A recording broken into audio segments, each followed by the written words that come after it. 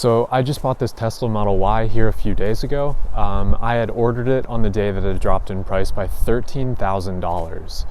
So I put in an order, and then within the week it was ready, and here we have it behind me. The process was pretty smooth. The only real issue that I had with ordering the Tesla and the pickup was that I don't live closer to a showroom. I'm in Rapid City, South Dakota, roughly 5.5 hours away from the nearest spot I could pick it up. I'm actually not far from Mount Rushmore, which you might be seeing here soon in another video. But so luckily my dad, he drove with me the 5.5 hours to pick it up just north of Denver, and I had never been in a Tesla before, so I was just kind of going full send, and I watched more than a few tutorials online to prepare myself, but I got in, and then I had to drive through parts of Wyoming to get back to South Dakota, and there were plenty of superchargers along the way. Luckily, all of that worked out very smooth. The only issue that I have with ordering something from Tesla online is mobile connectors that I ordered on the day that I ordered the Tesla.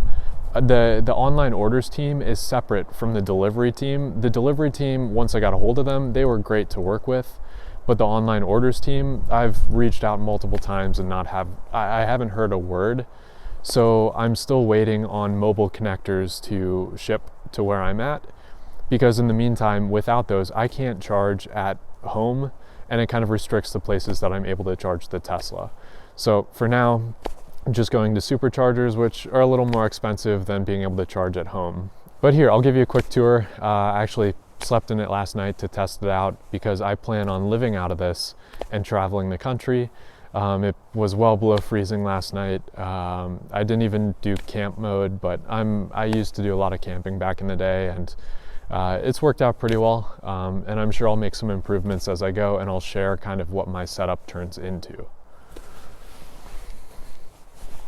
Looking at the outside of the car, when I initially inspected it, I noticed there hasn't really been any panel gaps.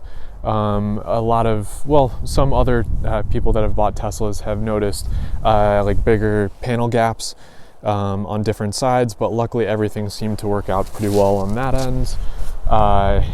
Luckily the build quality seems really solid. No issues that I could see, and after having it here for a few days, nothing else has really popped up, and hopefully that continues to be the case. And on the inside, there's plenty of space, a lot more than traditional ICE or the combustion engine cars. But there it is. That'll be my new home on the road for a while, and here we'll go ahead and hop inside. The doors are kind of fun. A lot of people don't know how to use Teslas, or at least open them up. One little thing when I was driving, I rarely use the brake pedal because there's regenerative braking. So as you stop or as you lift your foot off the pedal, it automatically starts to brake for you, and it regenerates or it captures some of that energy to recharge a bit of the battery. And here you'll see it's a little messy already. I have some bedding back there. Since it was cold, I wanted to have a sleeping bag and plenty of things to just keep warm.